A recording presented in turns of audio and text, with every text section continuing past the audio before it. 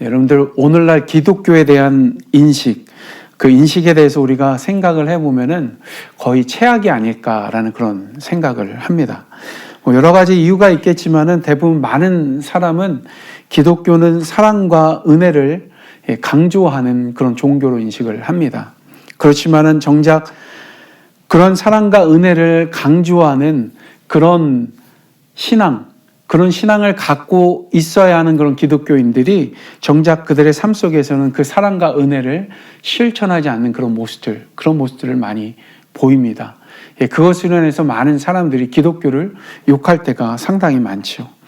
한마디로 많은 사람이 기독교인을 향해 가지고 말과 행동이 다르다라고 그렇게까지 이야기를 합니다. 그러면서 그들은 기독교인을 매우 위선적인 그런 사람으로 그렇게 판단하고 말할 때가 또 있죠. 게다가 미디어의 그 발달로 인해 가지고 예전에는 잘 드러나지 않았던 교회 안의 문제들, 기독교인들이 저지르는 그런 제약된 그런 모습들, 그런 것들이 이제는 너무나도 쉽게 드러납니다. 그러다 보니까 이 때문에 기독교인에 대한 그런 부정적인 이미지, 그런 것들이 더욱더 증가하는 그런 현실이기도 하죠. 그리고 이러한 기독교인에 대한 그런 모습 때문에 예수님을 믿지 않는 사람들도 기독교인을 두고서 뭐라고 이야기하냐면은 꼭 바리새인 같다라는 그런 말들을 합니다. 그들이 바리새인에 대해서 잘 알지도 모르는데 기독교인들을 향해서 저 인간들은 바리새인과 같다라고 그렇게 욕을 하는 그런 일들이 있는 거죠. 사실 바리새인은 우리도 별로 좋아하지 않는, 지난주에도 말하는 것처럼 성경에 나오는 별로 그렇게 좋지 않은 그런 캐릭터입니다. 근데 어쩌다가 우리가 바리새인 같다는 그런 말을 듣게 된 것이죠. 그래서 잠시 우리가 이 바리새인에 대해서 우리가 생각을 해보면서 우리 자신을 또 돌아봤으면 합니다. 먼저 우리 자신을 돌아보면서 바리새인에 대해서 지난번에도 말씀을 나눴는데요. 우선 그것에 대해서 잠시 또 이야기를 나누면은, 여러분들 바리새인 하면은 떠오르는 이미지가 있죠. 떠오르는 이미지를 한 단어로 표현하면은 위선이라는 단어로 대부분 많이 표현을 합니다. 그리고 겉과 속이 다른 그러한 모습을 가지고 성경에서는 회칠한 무덤과 같다라고 예수님께서 또 그렇게 말씀하기도 하죠. 정말로 그들이 가진 그 신앙에 대한 열심을 보면은 어떻게 보면은 참으로 본받을 만한 그런 면들이 많습니다. 하지만은 본받을 만한 그런 신앙의 열심이 있다 하더라도 그들의 겉과 속이 다른 그런 모습들, 그런 것들로 인하여서 위선적이고 마치 회칠한 무덤 같다라는 그런 말을 듣는다는 것, 그것에는 분명한 바리새인의 삶 속에 문제가 있다라는 것을 의미하는 것이죠. 여러분들 바리새인들은요 정말로 실제로 율법, 그러니까 하나님의 말씀을 열심히 지키면서 살았던 그런 사람들이었습니다. 신앙의 열심으로만 생각해보면은 우리 기독교인들은 이 바리새인의 그런 신앙의 열심을 본받을 만합니다.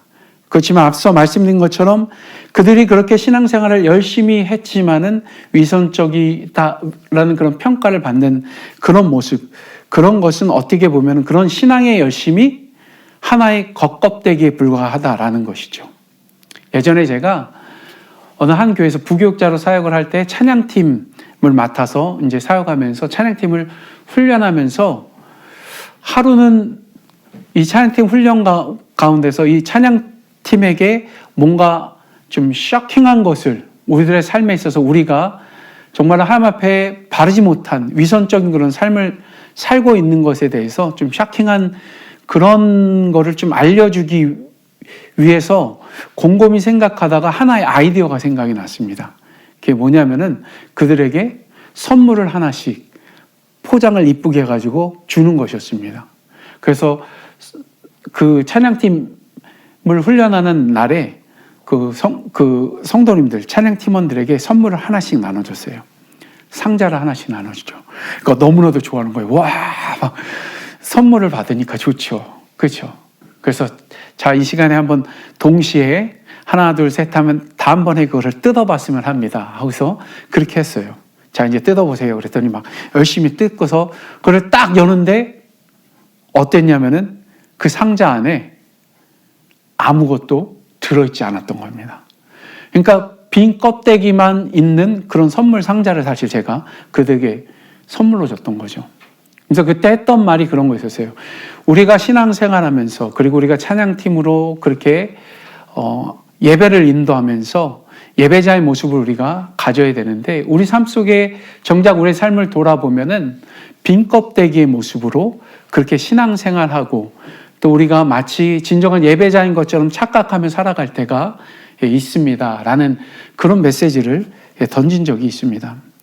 그런 것처럼 바리새인들의 그 열심, 그런 것들은 그냥 겉모습으로 보면은 정말 본받을 만하다라는 그런 생각이 들 정도이지만은 그 열심 그 자체는 그냥 단지 그들의 겉모습을 꾸미는 그런 하나의 포장지 같은 그런 모습이었다라는 것이죠. 그렇기 때문에 그들의 삶에서 본받을 만한 것은 그냥 열심히 우리가 하나님을 섬기고 열심히 따르는 것, 그것을 본받아야 되지만은 정말로 빈 껍데기로 하나님을 섬기는 것, 아무리 신앙에 열심히 있다 하더라도 빈 껍데기인 그런 모습으로 하나님을 섬기는 것은 아무 소용이 없다는 것을 우리는 기억을 해야 합니다.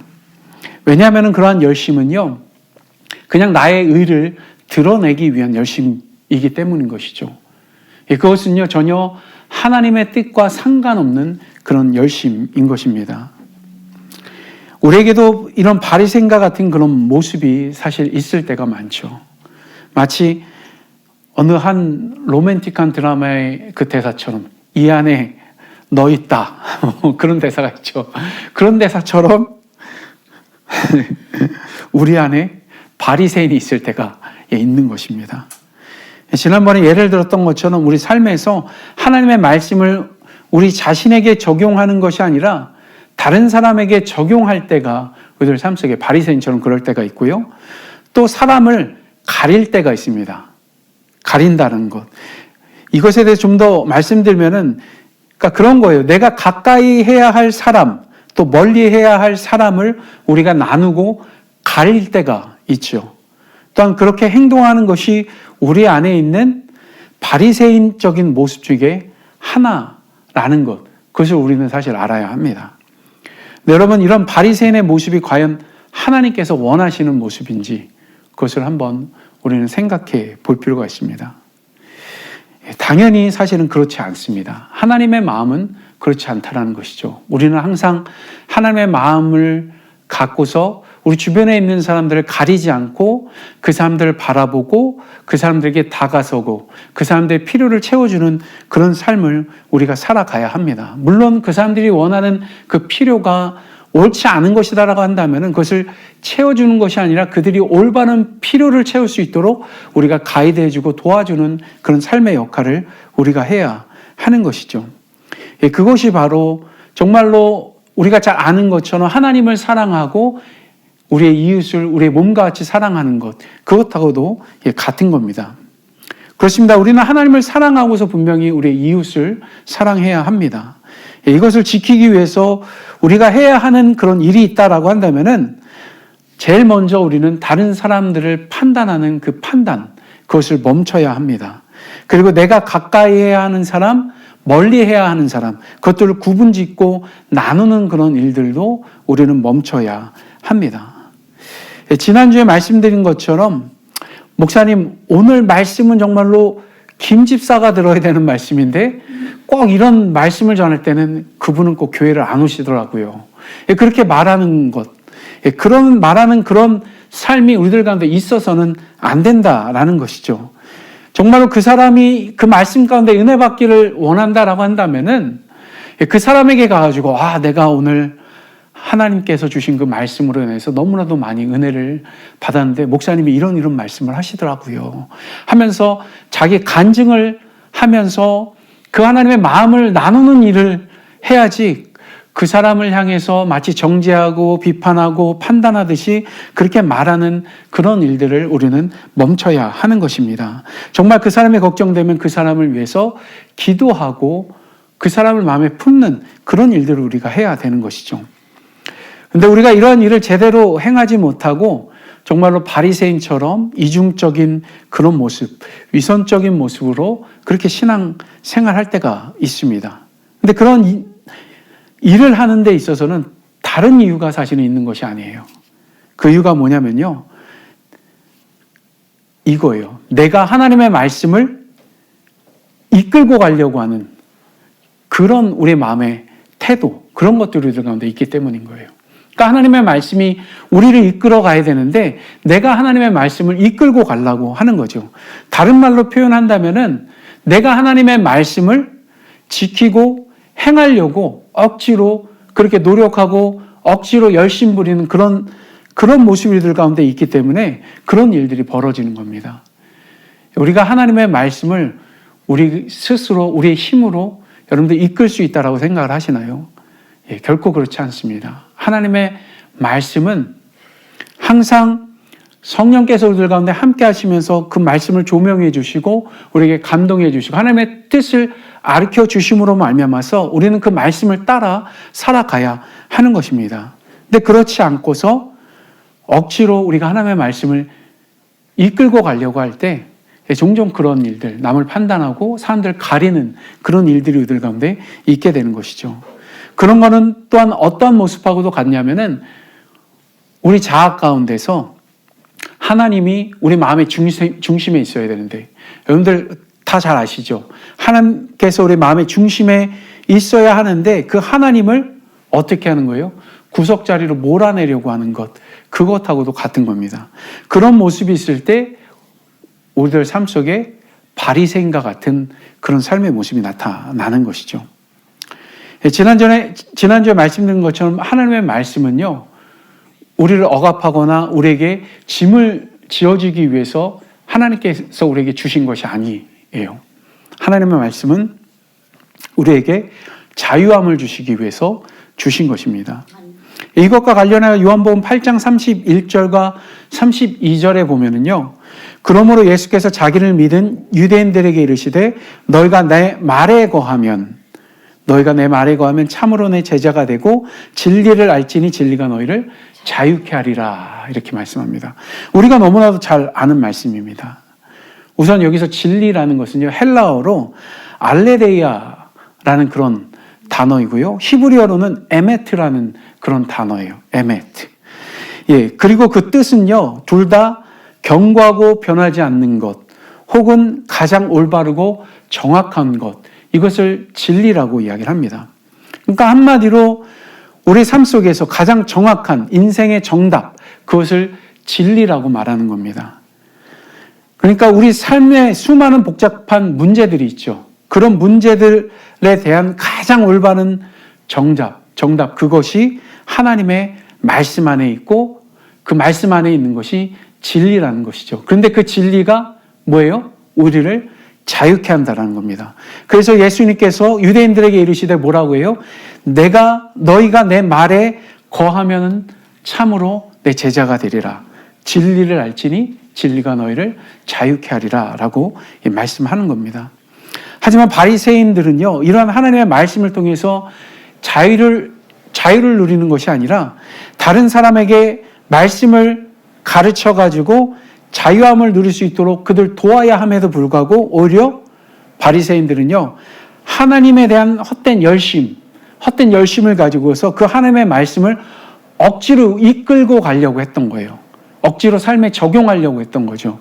그러니까 그것을 자신뿐만 아니라 다른 사람에게도 그렇게 적용하려고 했던 거죠. 그러다 보니까 그 말씀이 어떻게 돼요? 자신의 삶 속에 무거운 짐이 되어버린 것입니다. 그리고 다른 사람들에게 무거운 짐을 지게 만들어버린 그런 일을 범하게 된 것이죠. 더 나아가서 그 말씀을 통해 가지고 어떤 일을 행하냐면은 사람들을 판단하는 그런 일들을 행합니다. 오늘 말씀에서도 예수님께서 안식일에 회당에서 혹시 손 마른 사람을 고치지 않을까? 아싸, 예수님을 고발할 수 있는 절호의 기회야 라고 그렇게 그들은 생각을 했다라는 거죠.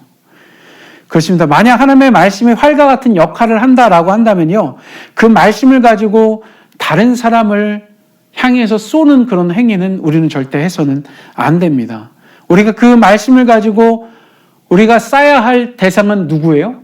지난주에 말씀드린 것처럼 우리 자신이 되어져야 하는 것입니다. 그리고 하나님의 말씀은 가장 먼저 우리들 가운데 적용돼야 하는 그런 것이다라는 거죠.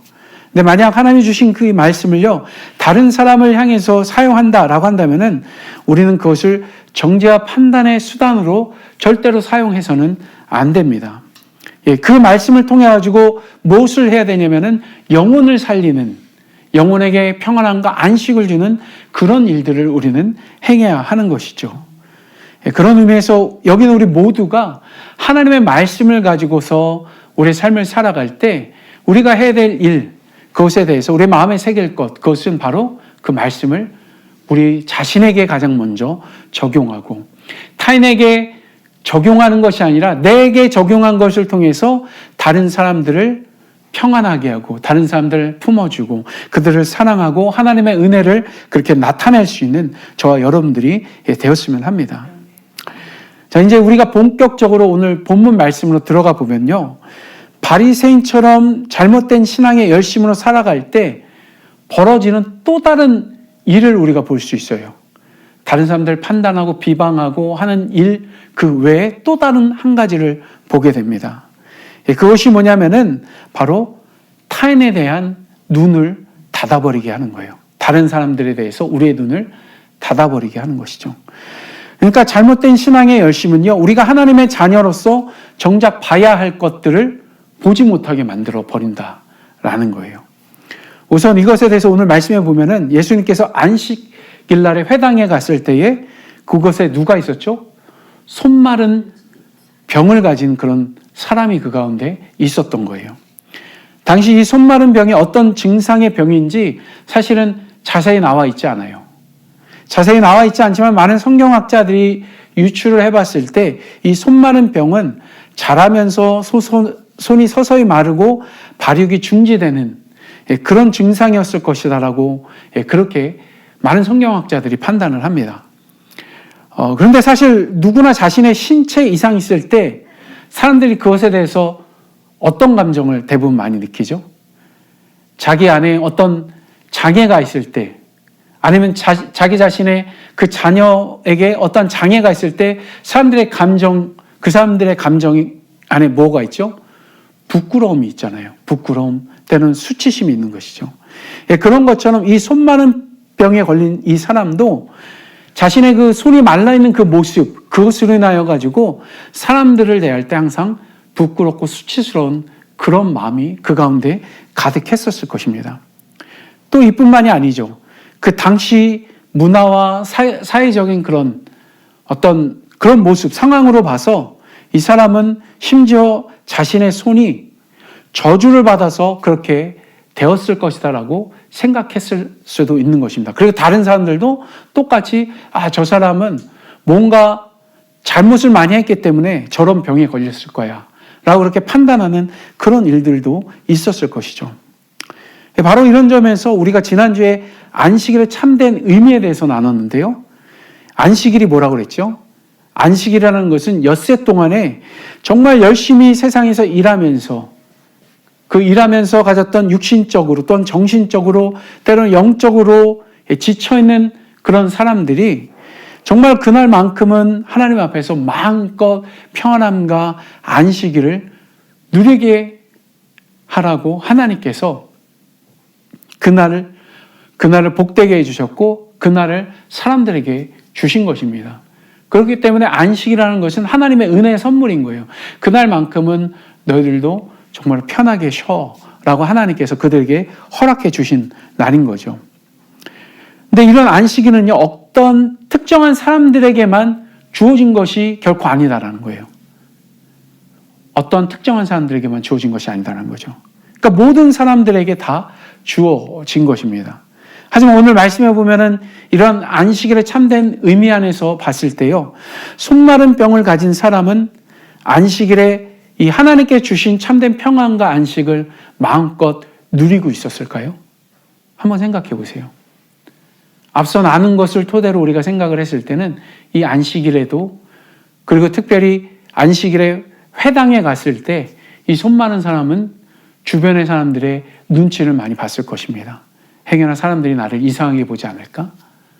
그런 부끄러움, 그런 수치심, 그런 마음이 가득했을 수도 있는 것이죠. 사실 오늘날 교회에도 그러한 사람들이 사실 있습니다.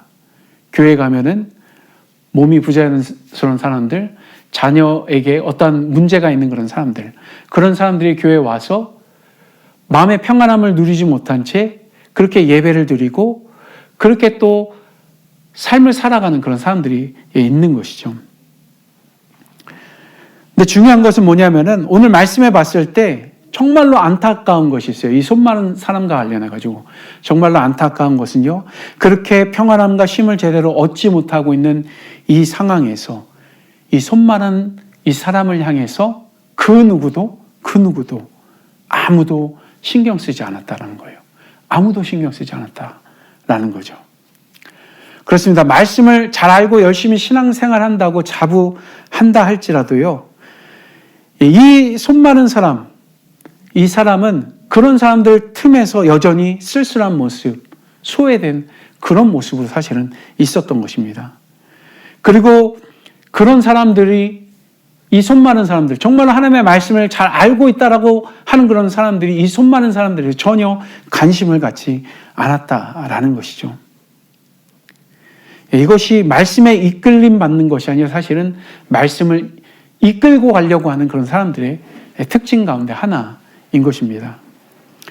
하지만 말씀에 있는 것처럼요, 예수님은요, 그런 사람들하고 전혀 달랐습니다.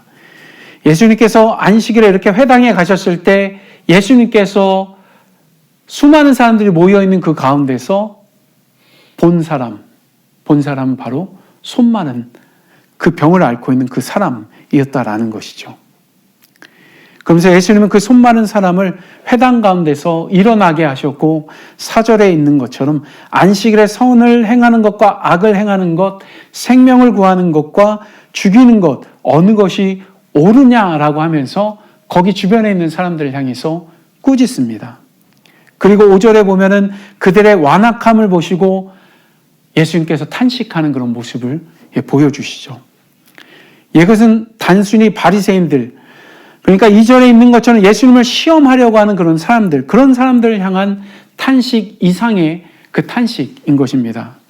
다시 말씀드리면요, 예수님께서 이때 하셨던 그 탄식은요, 바로 하나님 그 전에 나와서 쉼을 얻어야 할 사람이 쉼을 얻지 못하고 있는 것을 보시고 정말로 안타까워하시며 탄식하신 그런 모습인 것이고요. 더 나아가서 그러한 사람에 대해서 전혀 관심 갖지 않고 그저 예수님이 어떻게 하면은 예수님을 욕보일까, 그런 생각만 갖고 있는 그런 사람들에 대한 그런 탄식이었던 것입니다. 자, 그럼 여기서 한번요, 예수님께서 이러한 마음을 가지셨던 그 이유를 우리가 생각해 봤으면 합니다. 그 이유는 다른 데 있는 것이 아니에요. 이미 말씀드린 것처럼 예수님은 하나님의 말씀을 억지로 이끌고 가려고 하는 그런 분이 아니셨던 거예요. 하나님의 말씀 가운데 순종하면서 하나님의 말씀에 이끌림 받으며 그렇게 가려고 애쓰셨던 그런 분이 예수님이었다라는 것이죠. 물론 예수님이 이 말씀을 읽게 하신 하나님이시지만은 예수님은 그 말씀 앞에 본인이 하신 말씀이지만은 그 말씀 앞에 순종하는 그런 모습을 보였던 것입니다. 예수님은요, 하나님의 말씀, 그 말씀 그 뜻대로 그대로 행하신 겁니다. 그렇기 때문에 정말로 안식일에도 평안함과 안식을 누리지 못하고 있는 그 손 마른 그 사람, 소외된 그 사람을 발견하시고 그 사람을 향해서 그렇게 나아간 겁니다. 그렇습니다. 이것이 하나님의 말씀에 이끌림 받는 사람의 가장 드러나는 그런 모습입니다. 정말로 하나님의 말씀에 이끌려 사는 사람은요, 하나님의 그 말씀으로 누구를 비춰보면 자기 자신을 먼저 들여다봅니다. 그리고 자기 자신을 들여다보면서 또 그것을 통해서 다른 사람들을 소중히 여기고 그 사람들을 향해서 손을 내밀어 줄 수 있는 사람, 바로 그런 사람이 하나님의 말씀에 이끌려가는 그런 사람들인 것이죠. 왜냐하면요, 하나님 말씀 그 자체가 이 세상에 정말로 죄 많고 연약한 사람들을 돌보시고 이끄시는 그 하나님의 그 마음, 하나님의 그 사랑, 그 은혜가 담겨져 있기 때문인 것이죠. 그런 의미에서요, 오늘 여기 있는 우리 모두가 정말로 하나님의 말씀을 억지로 이끌고 가는 자가 아니라 하나님의 말씀에 이끌려가는, 항상 그 말씀 앞에 순종하는 그런 삶을 살아가는 저와 여러분들이 되었으면 좋겠습니다. 더 나아가서 그런 삶을 통해서 우리 주변에 우리가 바라봐야 될 분, 미처 우리가 정작 바라보지 못했던 사람들이 있다고 한다면 다시 우리의 눈을 열어서 그들을 바라보고 그들에게 따스한 하나님의 사랑과 은혜를 그렇게 전할 수 있는 저와 여러분들이 되었으면 합니다. 그렇게 살아갈 때 세상 사람들이 우리를 보면서 손가락질하지 않을 것입니다. 우리를 향해서 저 인간들은 바리새인과 똑같아 라는 그런 말을 그들은 하지 않을 것입니다. 우리 모두가 그런 삶을 온전히 살아갔으면 합니다. 우리가 이런 삶을 사실 살기 위해서는 정말로 종교적인 열심과 위선, 그런 모든 것들을 우리는 분명히 내려놔야 합니다. 열심과 위선, 그런 모든 것들 어떻게 보면은 우리 자신으로부터 시작될 때가 상당히 많습니다. 물론 그렇다고 해가지고 신앙생활을 열심히 하지 마세요 라고 제가 여러분들에게 권하는 것은 결코 아닙니다. 우리는 열심히 하나님을 예배하고 열심히 하나님의 말씀을 읽고 듣고 그 말씀을 따라 사는 그런 삶을 살아가야 합니다. 하지만 그 삶을 이끌어가는 주체가 우리 자신이 되어서는 안 된다라는 거예요. 지난주에도 말씀드린 것처럼 그 삶을 이끌어가는 주체는 이미 우리 안에 내주하고 계십니다. 그분이 바로 성령 하나님이십니다. 그 성령 하나님의 그 뜻을 쫓아서 성령 하나님께서 이끌어 주시는 대로 성령 하나님께서 우리에게 말씀하신 것들을 비춰주시는 대로 우리가 그 하나님의 뜻을 따라 순종하면서 겸손한 마음으로 그렇게 나아가는 삶이 우리 가운데 있어야 합니다. 그러기 위해서 우리들 가운데 항상 겸손함이 필요하고 하나님의 도우심을 구하면서 나아가는 그런 삶이 있어야 합니다. 그렇게 살아가게 될 때 하나님의 은혜를 우리가 경험할 뿐만 아니라 그것을 통하여서 다른 사람들에게도 하나님의 사랑과 은혜를 또 전할 수 있는 그런 삶을 살아가게 되는 겁니다. 여러분들, 우리의 신앙의 기준은요, 우리 자신이 결코 되어서는 안 됩니다. 우리 자신이 되어질 때 그 신앙은 온전한 신앙이 되는 것이 아닙니다. 그거는 그냥 종교 생활에 불과한 것입니다. 정말 우리가 우리 자신이 신앙생활 가운데 기준이 되면은 이런 일들이 벌어질 때가 있어요.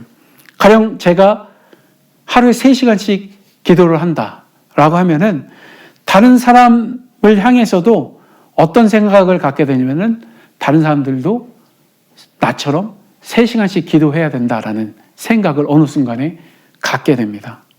그리고 더 나아가서 그것을 다른 사람들에게 강요하는 그런 일들이 또 있게 되는 거죠. 심지어 3시간 이상 기도하지 않는 사람에 대해서 저 사람은 정말 신앙이 연약한 사람이야. 그런 식으로 판단하는 그런 일이 있게 된다라는 거예요. 제가 대학교 다닐 때 방학 때였어요. 방학 때. 이제 방학 이전에 학기 중에는 제가 수원에서 대전으로 이제 학교를 왔다 갔다 하기 때문에 교회에서 새벽 기도를 항상 못 나갔어요. 당연히 못 나가죠. 왜냐하면 학교에서 있으니까. 대신에 학교에서 새벽 기도를 꾸준히 나갔습니다.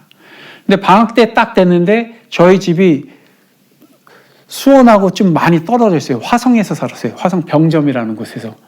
그러면은 새벽 기도 나가려면은 엄청 멀어요. 그래가지고 제대로 못 나갔어요. 근데 어느 날 고3짜리 한 아이가 와가지고 저한테 이야기를 하는 거예요. 전도사님, 왜 새벽 기도 안 나와요? 나는 새벽 기도 열심히 나누는데 왜 안 나와요? 그러더라고요. 그 아이의 말을 듣고 살 말을 잃어버렸지만은, 그리고 반성도 많이 했지만은, 중요한 것은 뭐냐면은, 그 아이가 저한테만 그런 것이 아니라, 다른 사람들한테도 그러고 다녔다라는 거예요. 그리고 심지어는 다른 친구들한테도, 야, 너는 왜 새벽 기도 안 나와? 나는 새벽 기도 열심히 나오는데. 그러니까 다른 아이들이 그 아이의 말하는 것으로 인해서 너무나도 힘들어하는 거예요. 뭐라고 또 저한테 와서 반응하냐면은 그 아이들이 저는 죄인인 것 같아요. 그런 거죠. 죄책감을 느끼는 거죠. 바로 그런 일들이 우리들 삶 속에 간혹가다 일어날 수 있다라는 겁니다. 그런데요, 그런 것은 어떻게 보면은 결코 옳은 모습이 아니다라는 거예요. 우리 자신이 행하는 그 신앙의 모습, 그런 것들이 다른 사람에게도 적용해야 될 그런 기준이 될 필요까지는 없다라는 것이죠. 우리가 그렇게 살아가면은 그 삶을 우리는 성실하게 열심히 살아가야 합니다. 그리고 그런 성실한 모습을 통해서 자연스럽게 어떻게 해야 되냐면 다른 사람도 그 모습을 따라올 수 있도록 도와주고 섬기는 그런 삶을 우리는 살아가야 되는 것이죠. 왜 나는 이렇게 하는데 너는 그렇게 안 해? 라고 그렇게 말하면은 그것은 온전한 신앙의 모습이 될 수 없는 것입니다. 그렇습니다. 신앙의 기준 자체가 나 자신이 될 때, 그때 일어나는 문제는 다른 사람은 안중에도 없게 되는 거예요. 다른 사람은 안중에도 없게 되는 것이죠.